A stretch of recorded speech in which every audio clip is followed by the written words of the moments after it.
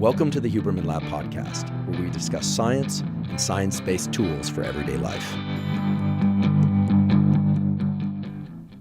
Welcome to the Huberman Lab podcast, where we will discuss science and science-based tools for everyday life.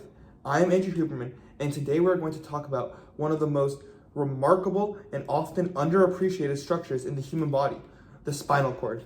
Most people think that the brain is as the center of everything, perception, movement, thought, but the spinal cord is the reason we can stand, walk, react in milliseconds to danger without your brain even realizing it yet. To help us understand the incredible design of the spinal cord, the natural reflexes it controls, I'm joined by Dr. Lisa Thompson, who is a neuroscientist and clinical researcher at Standard Medicine who specializes in spinal cord regeneration and neuroplasticity after injury. Lisa, thanks for being here. Thanks, Andrew. I think most people often underestimate how much the spinal cord actually does for us. It's capable of connecting your body to your brain, and it's going to be an active processor in a network of circuits capable of reflexes, coordination, and even pattern generation, like rhythmic motion of walking. So the spinal cord isn't just sending messages up and down, it's interrupting them? Yes, so you can think of the brain as the CEO, but the spinal cord is the operations manager. It's going to receive sensory data like temperature, pain, stretch, and then decide within milliseconds what motor output should follow. Let's break down the structure. For those unfamiliar, the spinal cord has gray matter on the inside and white matter on the outside, the reverse of the brain. Right, so that gray matter is going to contain neuron cell bodies, and that's where the processing is going to occur, where the white matter is myelinated axons that form the spinal tracts itself. Now, these tracts are like highways. So some carry sensory information up, ascending tracts, and others carry motor commands down, which are descending tracts. So when you touch a hot stove, that sensory information is going to go through the ascending tracts to the brain, but your spinal cord already triggered a withdrawal reflex before the message even got to your brain. Which is wild because that means that the spinal cord can decide to move your hand before your conscious mind is aware of the burn. Yes.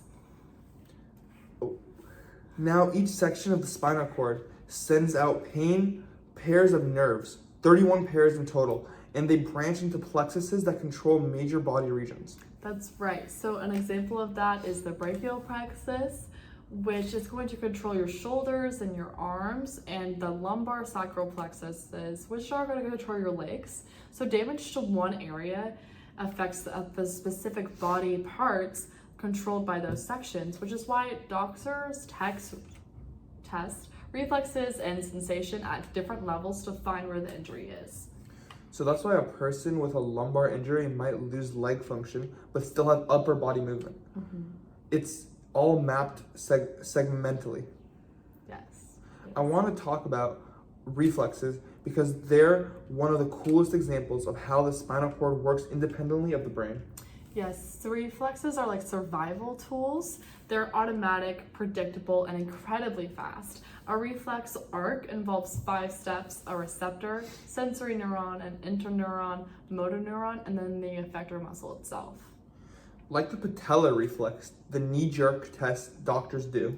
Yes, so when your doctor is going to tap your patellar tendon, the muscle spindles sense that there's a sensation there, and then it's going to stretch. That signal is going to travel into the spinal cord and the synapses at once, and then it's going to shoot right back to contract the quadriceps that kick back your leg before your brain even realizes what's happening. So the spinal cord is both the messenger and the first responder? Yes, it is. Lisa, your lab works on spinal cord injury recovery. What's the most exciting thing happening in that field right now? Great question. I would say the most exciting thing is neuroregeneration, and it's going to be used kind of sounding like science fiction, but we're seeing real breakthroughs here, and we've developed an electrical stimulation.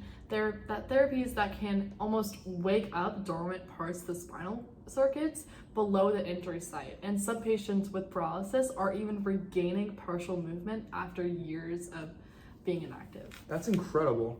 So the spinal cord still remembers movement patterns.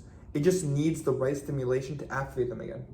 Exactly. So we're learning that the spinal cord has its own form of neuroplasticity, and it can adapt, rewire, and learn just like the brain. Okay, so to summarize today's discussion, the spinal cord is a powerful neural processor, not just a data cable. Gray matter handles integration and processing. White matter carries the messages. Spinal nerves and plexuses connect specific body regions to the cord. Reflexes are fast, autonomic circuits that keep you safe. And ongoing research shows that spinal circuits can relearn a discovery that's changing how we think and recover from injuries. Exactly. That's a great summary. So, for those listening who train, lift, or do yoga, understanding the spinal cord isn't just for medical students. Every movement pattern you repeat, from squats to balance to work, strengthens your neural circuits in your spinal cord. Exactly, and even mindful stretching or practicing slow, controlled movements can enhance these spinal reflexes that control and even improve stability. And it's not just muscle memory, it's spinal memory as well. Lisa, thank you for joining us. This was incredible information. Thank you, Andrew. As always, it's a pleasure talking about the amazing intelligence of the human nervous system. And thank you all for tuning in. If you'd like to learn more about the spinal cord, anatomy, and reflexes, check out chapter 13 of Anatomy and Physiology, the utility of form and function. Until next time, stay curious, stay healthy, and take care of your nervous system.